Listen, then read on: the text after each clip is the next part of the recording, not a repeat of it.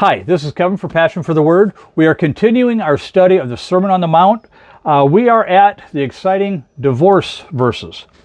This is Matthew 5, 31 and 32.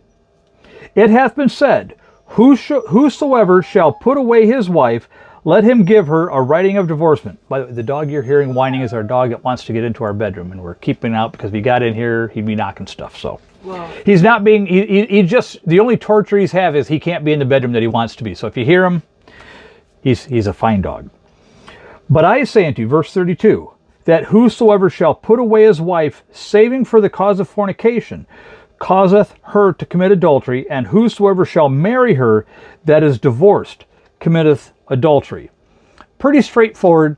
I'm not going to go real deep into this because we did another video where we go really deep into divorce, remarriage, and all those topics, and quite honestly, there's no sense in reinventing the wheel. Just want to touch on a few quick things. We'll put the link to the other video at the end of this, but just in case you don't take the time to do that, we'll just do a quick brief overview of this. It hath been said, whosoever shall put away his wife. Now that term put away, there are two words in the Greek, and I covered these in the other one, in the other video that we'll be putting on the end of it. One is divorce. The other one is divorce, can be divorce or separation. It is translated, the one that can be divorce or separation is translated every time in the King James, except for one, as put away. And that makes it make sense.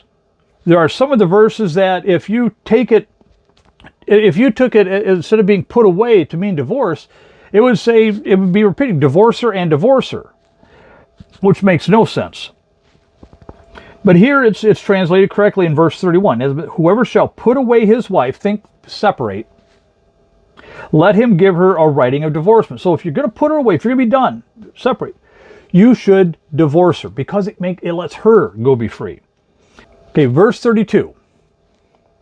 But I say unto you that whosoever shall put away his wife, saving for the cause of fornication, causeth her to commit adultery, and whosoever shall marry her that is divorced, committeth adultery. This is the one time that word that everywhere else is translated put away is translated divorced. It's the only one. And I stumbled with this one, or struggled with this one, because as I read this before I went to the Greek, I took it that a woman that's been divorced can never remarry, because that's the way the verse would read. But if you go back to the original Greek, you'll find this is the only time that word is translated divorced. Every other time it's translated put away. Now I don't like changing the Bible. We're not changing the original. We're just rereading a translation. So let's read this with that word being used as put away instead of divorced. But I say unto you that whosoever shall put away his wife, separate from her, saving for the cause of fornication, causeth her to commit adultery. And whosoever shall marry her that is put away, committeth adultery.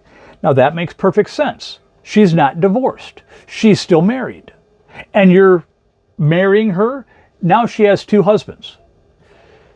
If you're going to put her away, if you're done with her, you give her a writing of divorcement, divorce papers basically is what we call them today, so that she can be single and unmarried, and then she can remarry.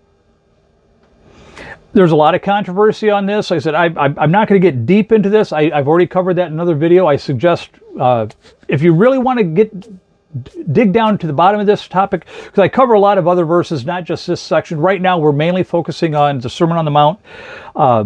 So there's that.